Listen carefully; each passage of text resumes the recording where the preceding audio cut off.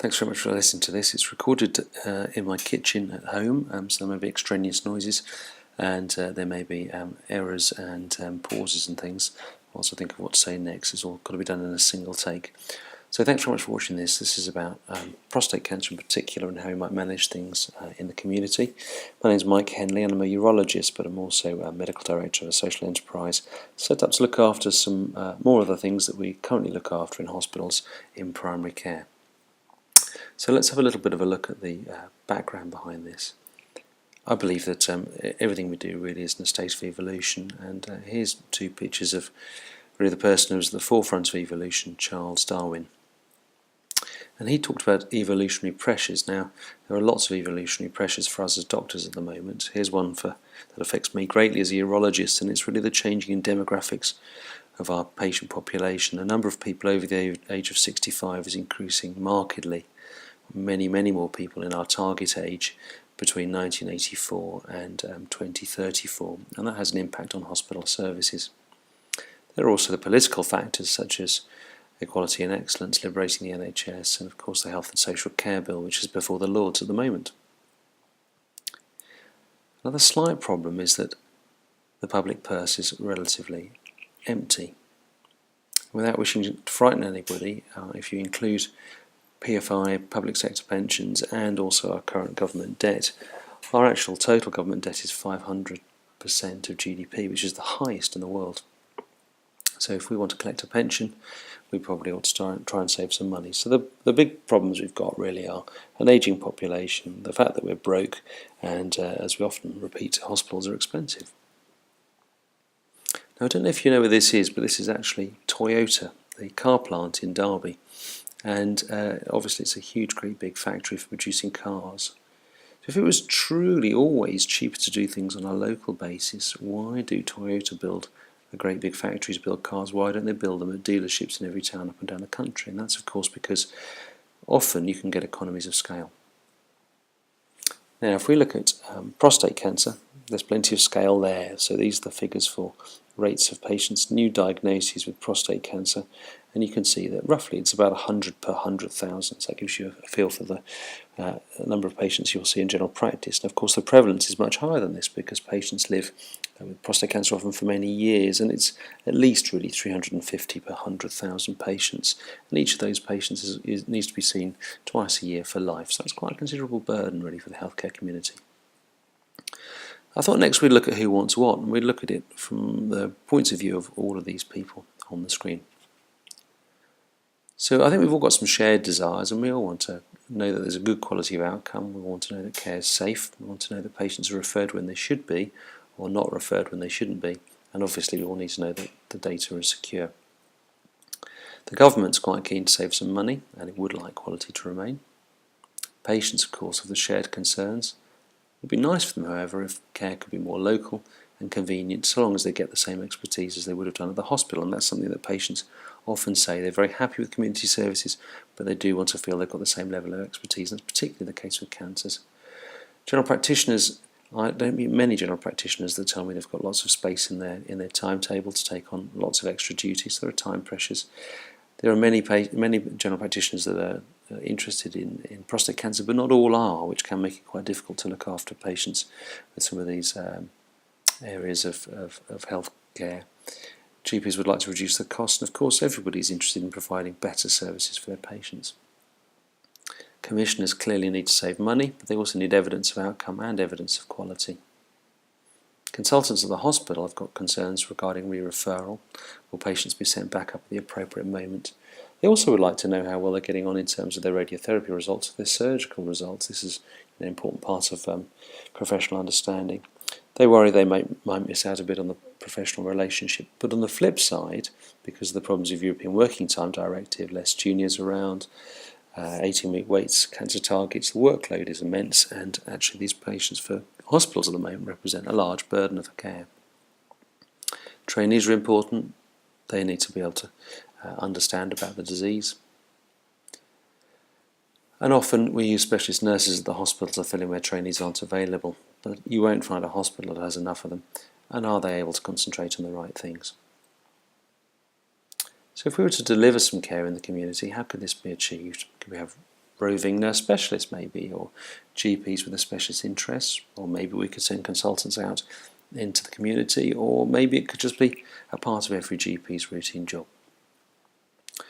This is a paper from the Service Delivery Office, and it looked at the cost effectiveness of community services, and what it discovered was that we're quite good at telling ourselves that we're providing a cheaper service, often because that's the way we construct the business plan. But when you look at things in a more broad NHS cost, usually providing services in the community more expensive, and on average it was about 50% more expensive than providing it at the hospital. One of the reasons for that is that we forget that whatever we write down on the spreadsheet, we are still being paid a salary. So a consultant or a GP usually costs about £90 an hour, including on costs, etc. A specialist nurse 45, and a band 5 nurse about £20 an hour. So those costs are really baked in, and there's not much you can do about them. The next thing is how good we are looking at things in the community. And this is a paper in the European Heart Journal with regard to heart failure, and it found that in only 50% of cases were patients investigated in the way suggested by guidelines, and only in 5% of cases were patients in primary care treated with the correct drug as per the guideline.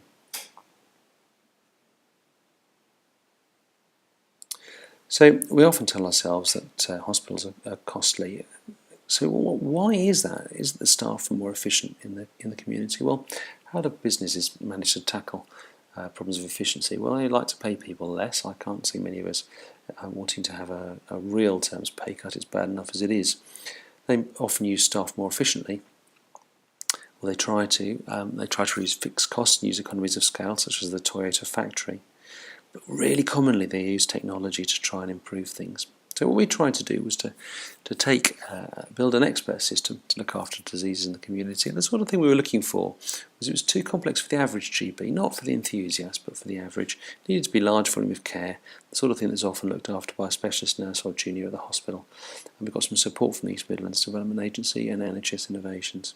And really what we were trying to do was to build an autopilot for chronic disease.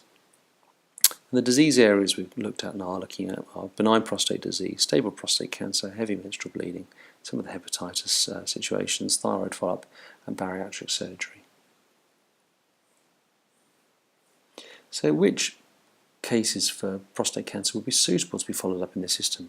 Basically everybody who has had a definitive treatment decided at the hospital, so it's not the new patients. Patients that have been diagnosed still go to the hospital, they're still investigated and treated as appropriately. But once they've had their definitive treatment, they can then come back to the community, usually after about a year or so, once the side effects of treatment are sorted out. How do we actually do this? There's nothing new under the sun, is there really? And it is in many ways a roving nurse service. So we take a registered nurse, she takes a history, and enters relevant history and blood tests into the computer, and it's analysed by a computer system. And a letter is generated at that time, and it just looks like an ordinary letter written by the hospital, except it's got a graph at the bottom and a table of results, and it's in plain English. It can be translated into the patient's language if necessary, so the patient can have a copy. It can be sent as an email, PDF directly, or even integrated into GP systems. And here's just one of the screens from the system. It's web-based over the NHS network. It's not available to the general public, obviously. And in this screen you can see that you enter in some other pointers about the history, and there are a number of tabs where you can enter in blood test results or comments either directly to the GP or alternatively for the nurse to remind herself for the patient's next visit. So in this model, the expertise is provided by the clinical decision support system. So IQDOS provides the nurse and the equipment and all the training for the nurse and the equipment. We can obviously help to produce business cases and also provide regular reporting on what's happening with the patients. By doing this, we can provide national efficiencies in terms of staff and any equipment needed, and therefore pass on savings to PCT or practice. So what have we done to date? Well, we needed to set up as a social enterprise. We couldn't do this as a hobby. We did that with the help of EMDA and NHS Innovations. We've got the same information governance clearance as Foundation Trust. We've organised our CQC situation. The device, interestingly, needs to be registered at the MHRA as if it was a pharmaceutical agent. Something that you give to a patient has a therapeutic effect, and it's very, very carefully regulated. We've organised research, and introducing the service in Derby, and we obviously have a programme for post-market surveillance. Let's just have a little bit of a look at the background. How do you research something like this? Well, it's very difficult to just go to the literature. Can't go to the literature and see what people have done to date. There's very little out there. So what we did was we modelled the thought processes. We came up with some synthetic patients, put them into the system, and then what we did was we found a large number of real patients and put their details into the system to see what the letters said. But we did it in a blinded way, so that it was compared with humans looking at the same data. Prostate cancer always seems really simple when you think about it externally. People say, well, it's just a PSA and it's either fine or it's not. Well, actually, for about 30-odd situations you need to think about, and little interactions between blood tests and clinical matters. It's always more complex when you think about things. And here's a sort of mind map of some of the thoughts that go on. We took this and we turned it into the expert system.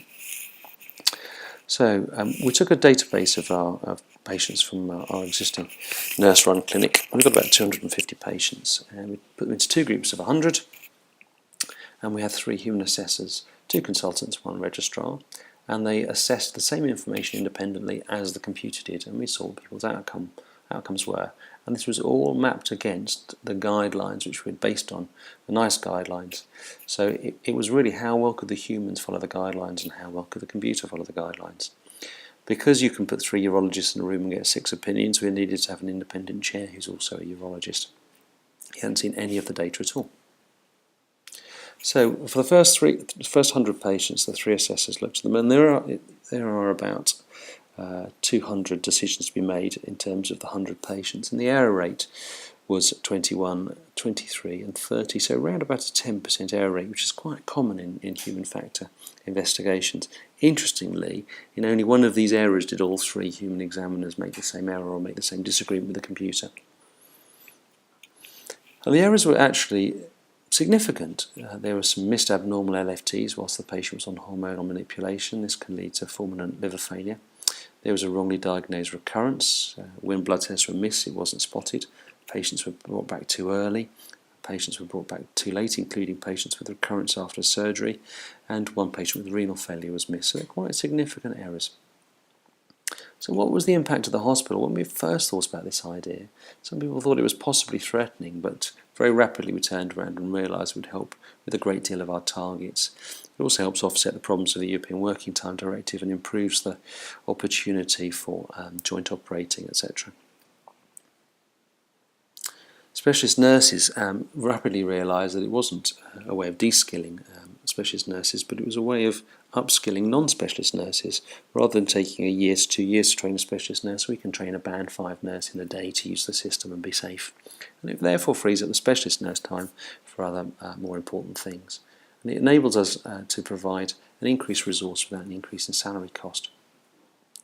The great advantage for the hospital is wherever the patients are looked after, the data is potentially still available.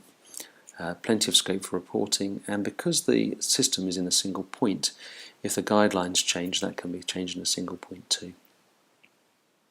We can also use the system as a training system. It's a fantastic way of typing in what-if scenarios. You can ask the trainee to work out what they would do, and the system will rapidly tell you what you should have done with a great degree of accuracy. So as far as primary care is concerned, if the system is set up in primary care, you get an identical service to hospital care. All the savings will be passed back to the commissioners. There's no case for conflicts of interest. The vast majority of cases can be looked after by a nurse, but if there's a GP with specialist interest, they can vet them prior to referral, which I think is the right way to do it. Otherwise, if you've got quite a decent-sized consortium, you're rapidly going to run out of GP time to care for all these patients.